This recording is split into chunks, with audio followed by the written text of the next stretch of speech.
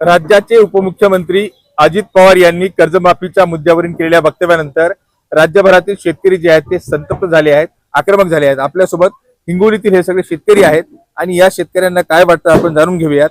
उपमुख्यमंत्री अजित पवार यांनी कर्जमाफीवरून जे वक्तव्य केलं, बँकांमध्ये पैसे भरा असं ते म्हणाले आहेत, कसं बघता या सगळ्या वक्तव्याकडे? नाही, मुळातच या सरकारने सत्तेत येण्यापूर्वी घोषणा केली होती। देवेंद्र फडणवीसांनी सांगितलं होतं की आम्ही शेतकऱ्यांचं पीक कर्ज त्या ठिकाणी माफ करू। घोषणा झाली, सरकार सत्तेमध्ये आलं। सत्तेमध्ये आल्याच्या नंतर त्या ठिकाणी यांच्या जे उपमुख्यमंत्री आहेत अजित पवार यांनी सांगितलं की आम्ही शेतकऱ्यांची कर्जमाफी सध्या करू शकत नाही। 4 दिवसापूर्वी सांगितलं की शेतकऱ्यांनी आता पैसे भरले पाहिजेत। अरे पण शेतकऱ्यांकडे पैसे असले तर शेतकऱ्यांनी पैसे भरले असते ना। दुसरा विषय, त्यालाच समर्थन यांचे जे उपमुख्यमंत्री एकनाथ शिंदे आहेत व तसे देवेंद्र फडणवीस आहेत यांनी त्यांना समर्थन दिलं की अजितदादा जे बोलले ते बरोबर आहेत। पण अजितदादा बोलले ते बरोबर ठीक आहे, पण महाराष्ट्रातला शेतकरी आत्महत्येच्या उंबरठ्यावर येऊन ठेपलेला आहे। महाराष्ट्रामध्ये आज शेतकऱ्यावर जीव जाईल अशी परिस्थिती या निर्माण झालेली आहे। या सरकारला काही देणं घेणं उरलं नाही। सरकारकडून शेतकऱ्यांना कुठल्याही प्रकारची मदत दिली जात नाही। अर्थसंकल्पामध्ये शेतकऱ्यांना खूप मोठ्या अपेक्षा होत्या, मात्र शेतकऱ्यांच्या तोंडाला पानं पुसण्याचं काम या महायुती सरकारने केलेलं आहे। इथली जनता यांना माफ करणार नाही। येणाऱ्या काळामध्ये सर्व शेतकरी रस्त्यावर उतरतील व यांना यांची जागा दाखवून देतील। नक्कीच शेतकऱ्यांच्या भावना ज्या आहेत ते संतप्त आहेत। आपल्यासोबत आणखी देखील शेतकरी आहेत। हिंगोली हा आपला जिल्हा हळदीचा जिल्हा आहे। हळदीला यंदा दर कसे आहेत, सोयाबीन कसं झालं होतं आणि आता शेतकऱ्यांना कर्ज भरावं लागणार आहे। मुळातच तर या शासनाचं धोरण चुकीचं आहे। कारण की पहिले मुळात म्हणजे आम्ही रोही रानडुकर हरणं यांच्यापासून त्रस्त होऊन कसं तरी 2-2, 3-3 पोते सोयाबीन, जमतम 3 पोते सोयाबीन, आणि सोयाबीनला यांनी इलेक्शनच्या वेळेस यांनी 6,000 रुपये भाव मंजूर केला होता। आता सोयाबीनला सध्या 3800 रुपये, 4,000च्या वर सोयाबीन गेलंच नाही। 3800 रुपये भाव यांनी 6,000 रुपये जाहीर केला होता। 6,000 तर सोडून द्या, पण 3800 रुपयानं 3 क्विंटल सोयाबीन, एकरी 3 क्विंटल खर्च त्याचा 15,000 ते 16,000 रुपये क्विंटल म्हणजे एकरी खर्च आला। 3 क्विंटल सोयाबीन झालं। मग आता म्हणतात की तुम्ही कर्ज भरा। आता यांनी सांगावं की शेतकऱ्यांनी कर्ज भरायचं कसं? आमच्याकडे तर पैसे तर नाहीत, आमच्याकडे पैसे तर नाहीत, पण शेतकरी आता मला सांगा यांनी की या 3 पोत्यावर याचा खर्च सुद्धा फिटला नाही आमचा।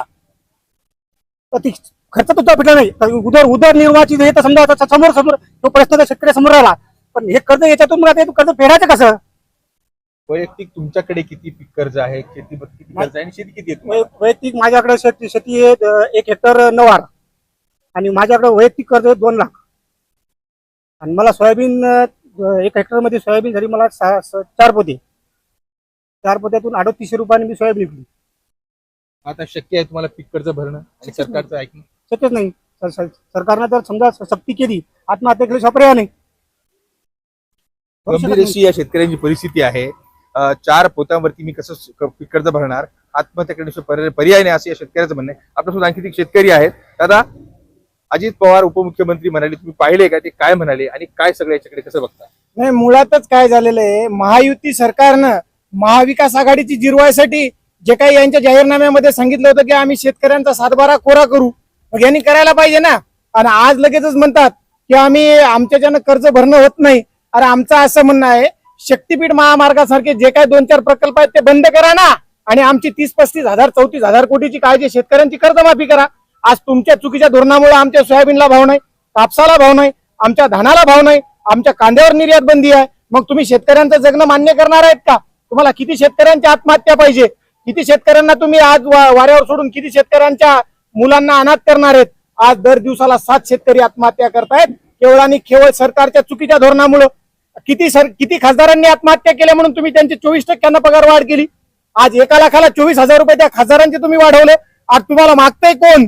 त्या लोक पैसे मागत नाहीत, ते लोक दरवाढ मागत नाहीत आणि तुम्ही त्यांची दरवाढ करता।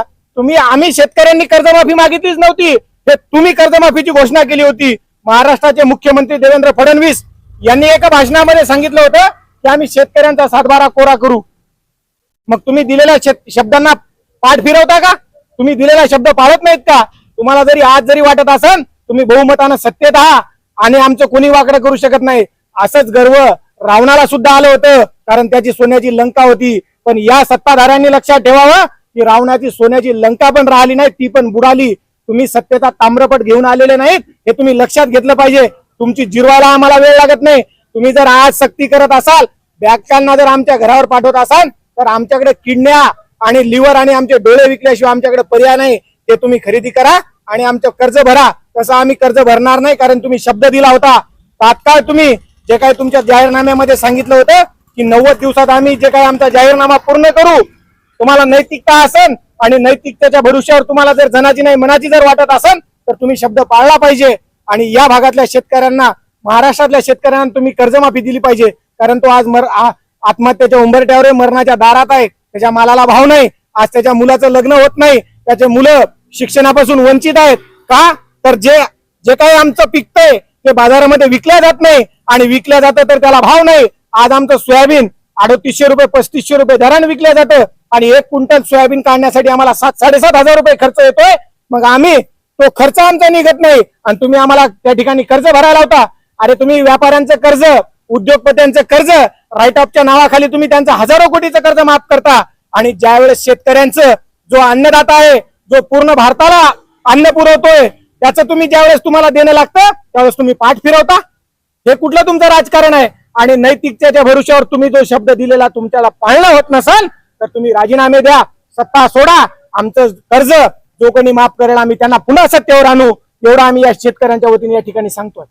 नक्कीच आपण पाहिलं तर अत्यंत संतप्त भावना जे आहेत त्या शेतकऱ्यांच्या आहेत. आपल्यासोबत आणखी देखील एक शेतकरी आहे या भागातला. दादा, तुम्हाला किती पीक कर्ज आहे? आणि अजित पवार म्हणले, तुम्ही ऐकले का? तुमचं काय म्हणणं आहे याच्यावर? नाही, कर्जमाफी करा पाहिजे. 4 वर्ष झाले माझ्यावर कर्ज, अजून फेडणं आहे. खाणंच खायच भेटे ना काही, खेळाव कुठून? 300 रुपये मजुरीने काम करायला. नक्कीच आपण पाहिलं तर उपमुख्यमंत्री अजित पवार यांच्या वक्तव्यानंतर राज्यभरातील शेतकऱ्यांमध्ये संताप असल्याची भावना आहे, आणि सरकारने जी आहे ती कर्जमाफी करावी अशी भावना या शेतकऱ्यांनी व्यक्त केली आहे. मनीष खरात, न्यूज 18 लोकमत, हिंगोली.